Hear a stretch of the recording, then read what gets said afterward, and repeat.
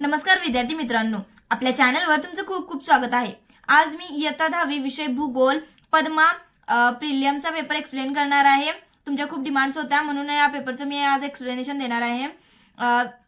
व्हिडिओमध्ये पुढे जाण्याआधी जर का तुम्ही आमच्या चॅनलवर नवीन असाल तर पहिला व्हिडिओला लाईक करून घ्या, चॅनलला सबस्क्राइब करा आणि तुमच्या मित्रमैत्रिणींपर्यंत हा व्हिडिओ शेअर करा। तर चला बघूया प्रश्न। वेळ असणार तुमच्यासाठी 2 तास आणि पेजेस असणार आहेत 4। तर पहिला प्रश्न पहिला दिलेला आहे, अचूक गट ओळखा। पहिला दिलेला आहे त्यामध्ये क्षेत्र भेट साहित्य। दिलेला आहे आरेखन दंड, कॅमेरा नकाशा। ब होकायंत्र कॅमेरा आरेखन दंड। क होकायंत्र कॅमेरा नकाशा। मग यांच्यामधील तुमचं जे पण उत्तर बरोबर आहे ते तुम्ही ऑप्शन लिहून ते वेगळा घटक ओळखायचा आहे। प्रश्न दुसरा, भारतातील राज्य महाराष्ट्र, गुजरात, अमापा, मणिपूर, आसाम, सिक्कीम, कर्नाटक, पारा, गोवा। याच्यामधील योग्य उत्तर असणार आहे तो ब, कारण की अमापा आणि पारा हे ब्राझीलमधील देश आहेत आणि जे मणिपूर, आसाम आणि सिक्कीम आहे ते भारतातील देश आहेत, राज्य आहेत। तिसरा दिलेला आहे ब्राझीलमधील भूभाग, गियाना उच्चभूमी, अमेझॉन नदी खोरे, ब्राझील उच्चभूमी, अमेझॉन नदी खोरे, ब्राझील उच्चभूमी, दख्खन पठार, ब्राझील उच्चभूमी, दख्खन पठार, गियाना उच्चभूमी। याच्यामध्ये तुमचं योग्य उत्तर असणार आहे ते ऑप्शन ए, कारण की ब आणि क मध्ये तुम्ही बघू शकता की दख्खन पठार आणि दख्खन पठार दिलेला आहे जे की भारतातील आहे, म्हणून तुमचा ऑप्शन येणार आहे ते ए पहिला ओ। चौथा दिलेला आहे बघा, जास्त लोकसंख्या असलेली राज्य, अरुणाचल प्रदेश, राजस्थान, उत्तराखंड, हिमाचल प्रदेश, जम्मू काश्मीर, अरुणाचल प्रदेश, बिहार, उत्तर प्रदेश, पश्चिम बंगाल। मग जास्त लोकसंख्या म्हणजे तुमचं उत्तर काय येणार क, कारण की हिमाचल प्रदेश आणि अरुणाचल प्रदेश, राजस्थान यांच्यामध्ये की नाही खूपच विरळ लोकसंख्या असते, म्हणून तुमचं उत्तर काय येणार क, याच्यामध्ये जास्त लोकसंख्या असणार आहे। हा प्रश्न असणार आहे तुम्हाला 4 गुणांसाठी।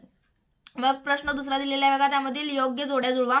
त्यामधील अ गट दिलेला आहे पहिला ब्राझीलमधील प्रमुख नदी, दुसरा दिलेला आहे भारताचे हवामान, तिसरा पॅन्टानल, चौथा मनमाड। मग ब गट मध्ये दिलेला आहे अ मान्सून, ब दलदलीचा प्रदेश, क अमेझॉन, ड दिलेले भारतातील रेल्वे स्थानक, ई दिलेला आहे गंगा। मग इथं तुम्ही पहिला बघा ब्राझीलमधील प्रमुख नदी, मग याचं उत्तर काय येणार क, अमेझॉन नदी प्रमुख नदी आहे त्यामधील। दुसरं दिलेलं आहे भारताचे हवामान, भारताचं हवामान कोणतं आहे ऑप्शन ओ म्हणजेच मान्सून असणार आहे भारताचं हवामान। पॅन्टानल हा काय आहे की दलदलीचा प्रदेश आहे, मग त्याचं उत्तर काय येणार आहे ऑप्शन ब। आणि चौथा दिलेला आहे मनमाड हे काय आहे रेल्वे स्थानकचं एक ठिकाण आहे भारतातील, मग चौथ्याचं उत्तर येणार डो। त्याच्यासाठी तुम्हाला 4 गुण असणार आहेत। पुढचा प्रश्न दिलेला आहे तिसरा, फरक स्पष्ट करा। कोणतेही 2 करायचे, तुम्हाला इथं 3 दिलेले आहे त्यामधील कोणतेही तुम्ही 2 अटेम्प्ट करायचे आहेत। गुण असणार आहेत 4, प्रत्येक प्रश्नाच्या उत्तरासाठी 2 गुण असणार आहेत, म्हणजे तुमचे त्या उत्तरामध्ये 4 मुद्दे तर पाहिजे, जेणेकरून तुम्हाला हाफ मार्क म्हणजे 2 मार्क मिळतील पूर्ण। पहिला दिलेला आहे भारताचा पश्चिम घाट आणि भारताचा पूर्व घाट, याच्यामध्ये तुम्ही फरक स्पष्ट करायचा आहे, कोणतेही 4 मुद्दे तुम्ही घ्यायचे तिथं आणि व्यवस्थित फरक स्पष्ट लिहायचा आहे। दुसरा दिलेला आहे भारतातील हवामान आणि ब्राझीलमधील हवामान, यांच्यातील तुम्ही फरक लिहायचा आहे, याच्यामध्ये पण 4 मुद्दे आवश्यक आहेत।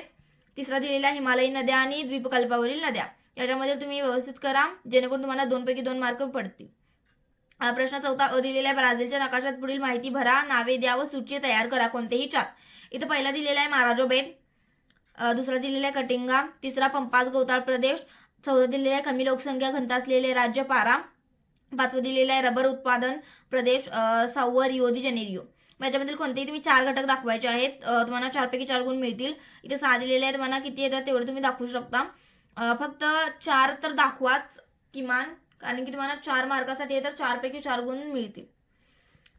पुढचा प्रश्न बघूया, चालू करतो। प्रश्न ब दिलेला आहे बघा, खालील नकाशाचा लक्षपूर्वक अभ्यास करा व त्याखालील प्रश्नांची उत्तरे लिहा, कोणतेही 4। नकाशा पान नंबर 3 वर पाहावा, म्हणजे तुम्हाला नकाशा तुम्हाला मी दाखवतो जेणेकरून तुम्ही ते नकाशावरील प्रश्न सोडवू शकता। मग याच्यासाठी असणार आहे 4 गुण। त्यामधील पहिला प्रश्न दिलेला आहे, दिलेल्या नकाशातील राजधानीचे ठिकाण कोणते। दुसरा दिलेला आहे दक्षिण दिशेला असलेला महासागर कोणता। तिसरा दिलेला आहे दिलेल्या नकाशातील अतिपूर्वेकडील शेवटचे घटक राज्य कोणते। चौथा दिलेला आहे भारताच्या वायव्य दिशेला कोणते राज्य आहे। पाचवा दिलेला आहे भारताच्या दक्षिणेकडील सर्वात शेवटचे राज्य कोणते। मग तुम्हाला नकाशा दाखवतो मी, हा आहे नकाशा। त्यामध्ये पहिला प्रश्न विचारलेला होता की दिलेल्या नकाशातील राजधानीचे ठिकाण कोणते, मग राजधानी कोणती असणार आहे ते आपली नवी दिल्ली। मग त्या ठिकाणाचं नाव तुम्ही लिहायचं आहे. दक्षिण दिशेला असलेला महासागर कोणता? दक्षिण दिशेला म्हणजेच की इथं कोणता आहे महासागर? हिंदी महासागर आहे. मग ते उत्तर लिहायचं तुम्ही. तिसरा दिलेल्या नकाशातील अतिपूर्वेकडील शेवटचे घटक राज्य कोणते? अतिपूर्वेकडील म्हणजे इथील तुम्ही कोणता लिहिणार आहात? अरुणाचल प्रदेश हे घटक राज्य. आसाम लिहू, आसाम. चौथा दिलेल्या भारताच्या वायव्य दिशेला कोणते राज्य आहे? वायव्य दिशेला याचं उत्तर असणार तुमचं पाकिस्तान. आणि भारताच्या वायव्य दिशेला कोणते राज्य झाले? भारताच्या दक्षिणेकडील सर्वात शेवटचे राज्य कोणते? दक्षिणेकडील शेवटचे राज्य कोणते असणार? ते तुमचं तामिळनाडू हे असणार आहे त्याचं उत्तर. मग बघा पुढचा प्रश्न 5वा दिलेला आहे. भौगोलिक कारणे लिहा. कोणतेही 2 गुण असणार आहेत. 6 प्रत्येक गुणांसाठी तुम्हाला 3 गुण मिळणार आहेत. मग त्यामध्ये अपेक्षित उत्तर तुम्ही लिहायचं आहे. पहिला दिलेला बघा, दख्खन पठारावरील नद्या प्रामुख्याने हंगामी स्वरूपाच्या आहेत. दुसरा दिलेला आहे, ईशान्य मान्सून वाऱ्यामुळेही भारतात पाऊस पडतो. तिसरा दिलेला आहे, ब्राझीलच्या अंतर्गत भागातील खाणकाम व्यवसायाच्या विकासावर मर्यादा आल्या आहेत. चौथा दिलेला आहे, ब्राझीलमध्ये पर्यावरण स्नेही पर्यटनाचा अधिक विकास केला जात आहे.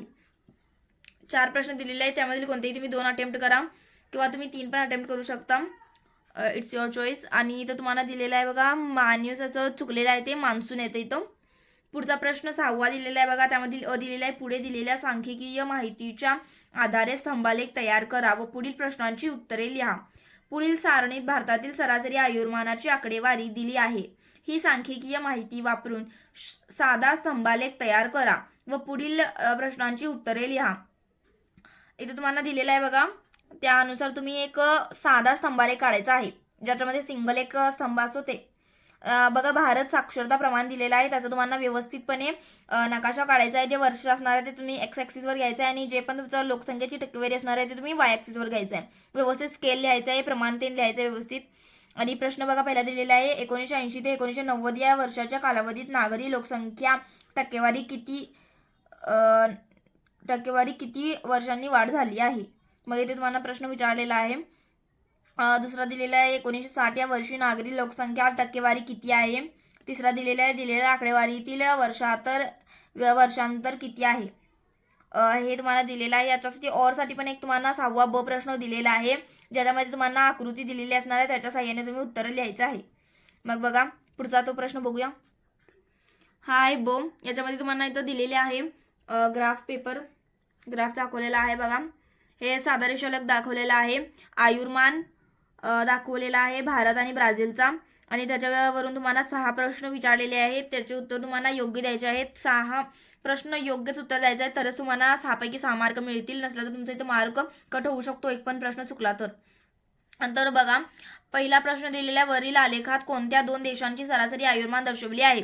याचं तर खूप सोपं आहे की भारत आणि ब्राझील या देशांचेच सरासरी आयुर्मान दर्शवले आहे. मग दुसरा दिलेला आहे, 1980 साली ब्राझीलचे सरासरी आयुर्मान किती होते. 1980ला तुम्ही बघितला तर ब्राझीलचे सरासरी आयुर्मान किती होते? 62 होते, तुम्ही लिहायचं.